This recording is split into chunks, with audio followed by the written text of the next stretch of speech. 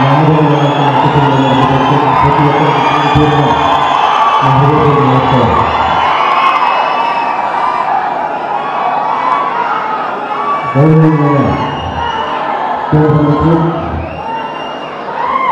వెంకయ్యనాయుడు గారికి, అలాగే మహారాష్ట్ర ముఖ్యమంత్రి శ్రీ దేవేంద్ర ఫడ్నవీస్ గారికి, స్వామి శ్రీనివాస్ గారికి, మిగతా పెద్దలందరికీ పేరు నమస్కారం.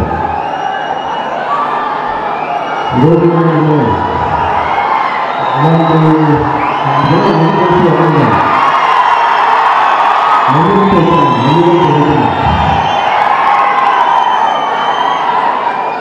అది దేశభక్తి, సమాజం గౌరవం, సమాజం పట్ల బాధ్యత నాకు నేర్పించింది.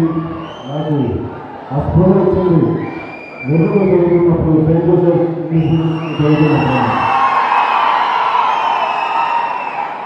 ఇందాక రాజాగారు వెంకయ్యనాయుడు గారు స్కూల్ బ్యాంకులో మొత్తం పిల్లల కోసం పాఠశాల ఉంటే అక్కడికి వెళ్ళి చూస్తారు. వాళ్ళు తమ ముందు శుభాషించాలి, కొన్ని మంచి మాటలు మాట్లాడుతున్నారు, కొన్ని పాటలు పాడారు. ఎదిగే వయసులో ఎలాంటి ఆలోచనలు ఉంటాయో ఆ ఆలోచన పెద్దగా కూడా అదే నిర్దేశిస్తాయి. మనం మంచి దారిలో నడవాలా లేదంటే చెడుపై దారిలో నడవాలని మనం ఆలోచించడం మూలం. అలాంటి ఆలోచనలు మనకు ఏర్పడేది మనం చదువుకునే వయసులో, ముఖ్యంగా బాల్యం చిన్నపిల్లగా ఉన్నప్పుడు.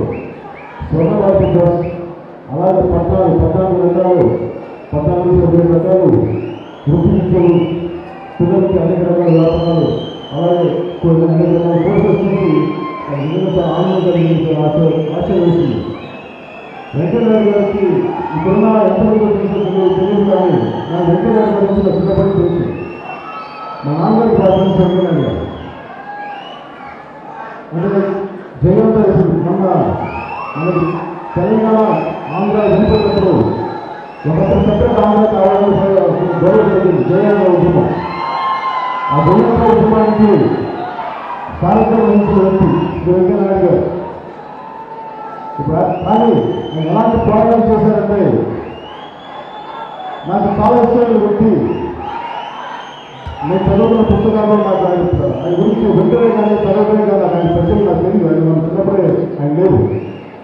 లోక్ నాయక్ జయప్రకాష్ నారాయణ గారు, అలాంటి లోక్ నాయక్ జయప్రకాష్ నారాయణ గారిని బీహార్ నాయక్ ఆయన ఈ రోజున కేంద్రంలో ఉన్న చాలా మంది లోక్ నాయక్ జయప్రకాష్ గారు తీసుకొచ్చిన వ్యక్తులే, ఆయన సారథ్యంలో నడిచిన వ్యక్తులే. అలాగా అంత గొప్ప నాయకుడిని 1970లో మన రాష్ట్రానికి తీసుకొచ్చిన విద్యార్థి ఉద్యమ నాయకుడు శ్రీ వెంకయ్యనాయుడు గారు.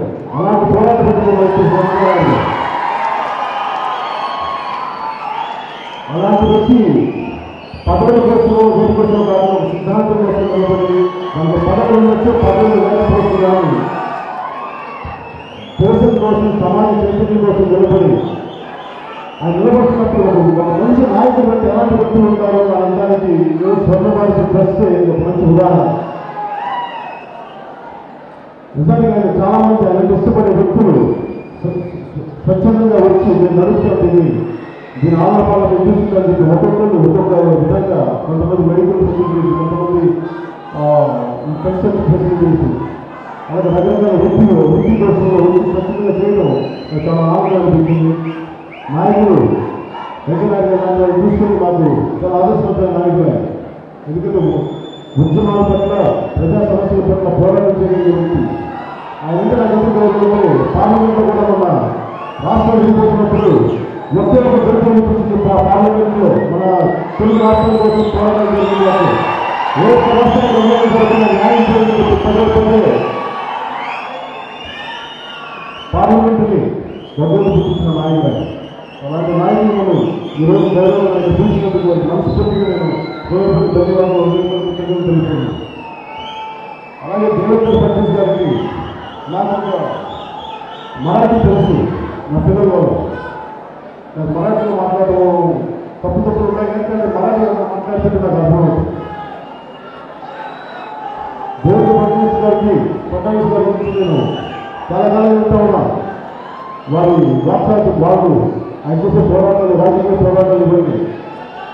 21 ఏళ్ల వయసులో కార్పొరేటర్గా అయ్యి 24 ఏళ్ల వయసులో ఆయన అత్యంత చిన్నవాడైన ఒక నాగ్పూర్ మేయర్గా ఎన్నికయ్యి 4 సార్లు ఆయన ఎమ్మెల్యేగా ఎన్నిక ఈరోజు ఏకసిద్ధి ఒకేసారి మహారాష్ట్ర ముఖ్యమంత్రి అత్యంత చిన్న వయసులో మహారాష్ట్ర ముఖ్యమంత్రి అయిన ఒక స్ఫూర్తిగల నాయకుడు ఈ దేవేంద్ర ఫడ్నవీస్.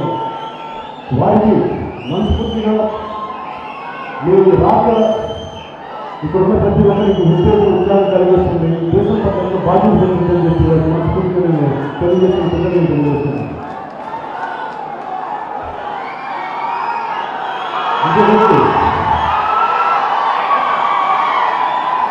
నేను చాలా ఆటలు చెప్పేది కొత్త భారత్ గురించి.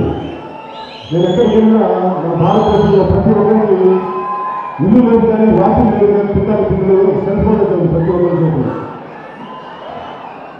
సరైన డాక్టర్స్ లేవు కానీ ఒక విషయాన్ని రాబోదు కానీ మనకు కావాల్సింది మన ఆడపిల్లలకు కానీ ఒక సరైన ఫెసిలిటీస్ లేవు, టాయిలెట్ ఫెసిలిటీస్ లేవు. ఒక ప్రభుత్వం వెళ్ళాలని ఇప్పుడు ఏదైతే అవసరమో అది బట్టి ఇంకా మనం సాధించుకోలేకపోయాం. టెక్నాలజీ అయితే ఉంది, రాకెట్లు పైకి పంపిస్తున్నాం కానీ సరైన పనిపూర్లు కూడా లేవు. ఇంకా చెత్త రోడ్లలో పడేస్తాం, ఇంకా శుద్ధి లేదు, అది మనకి ఒక శుభ్రత లేదు. మనకి శుభ్రత లేని సమాజం ముందుకెళ్దు. అందుకే మనకి నరేంద్ర మోడీ గారు చెప్పినప్పుడు స్వచ్ఛ భారత్ అని చెప్పినప్పుడు అది సాధ్యపడుతుందా?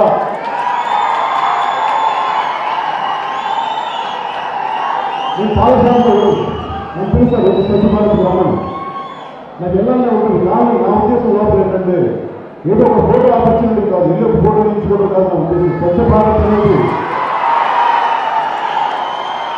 మనందరం ఇది ఒక భారతీయ జనతా పార్టీ ఒక నరేంద్ర మోడీ గారితో కాదు.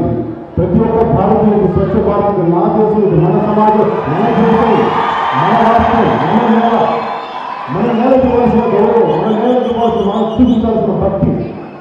ఎక్కడైతే శుభ్రత లేదో అక్కడ భగవంతుడు ఉండడు. శుభ్రత లేని దేశం నుంచి మంచి పౌరులు పుట్టరు. నరేంద్ర మోడీ గారు స్వచ్ఛ భారత్ అని చెప్పినప్పుడు అది 1 సంవత్సరానికో 5 సంవత్సరాలకో కాదు, కలశ్వాస వరకు ఈ భారతదేశం ఉన్నంత వరకు స్వచ్ఛ భారతంగా ఉండాలని మనస్ఫూర్తిగా జరుగుతుంది. నేను చెప్తాను, నేను ముందుకు వస్తాను 2 సంవత్సరాలు కానీ మనం అప్పుడైనా చేయగల కనీసం మన ఇల్లు మనం శుభ్రం చేసుకుంటే చాలు, మన వాడ శుభ్రం చేసుకుంటే చాలు, మన వీధి శుభ్రం చేసుకుంటే చాలు. మన కాలని ఇట్లాగా మన స్థాయిలో ఎవరెవరి స్థాయిలో వాళ్ళు చేసుకుంటే దేశంతో ఉద్యోగంగా ఉంటుంది. శుభ్రత లేని దేశం ముందుకెళ్ళదు. మన ఎన్ని ఉపయోగం చేసినా కానీ స్వచ్ఛ భారతంలో మీరందరూ ఏదో ఒక రకంగా పాల్పంచుకోవాల్సిన మనస్ఫూర్తిగా కోరుకుంటూ నేను మా తరఫున నిలబడ్డాను. స్వచ్ఛ భారతానికి నేను నిలబడ్డా మనస్ఫూర్తిగా మనస్ఫూర్తిగా చెప్తుంది తెలియజేస్తున్నాను.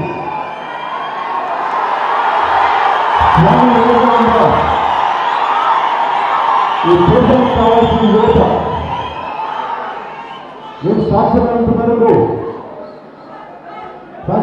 నేను ఎంత శ్రమపడాలో, ఎంత కృషియాలు చేస్తున్నాను మన దేశం కోసం, మన సమాజం కోసం. అలాగే మీరందరూ కూడా మీ యొక్క చేతనైనటువంటి మీకంత బిజీగా ఉంటాం. ఈ దేశం కోసం పాటుపడి అన్ని పనులు చేస్తుంటాను. మీరేం ఆపత్తులు సినిమాలు చేయండి, కేంద్రాలు కొట్టండి, అలాగే చేయండి, ఉత్సాహం చేయండి. కానీ దేశం పట్ల బాధ్యతగా మర్చిపోకండి. జాహర్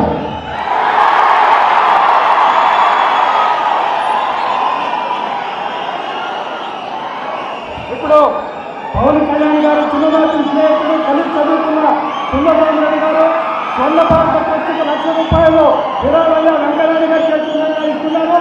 అదే సమయంలో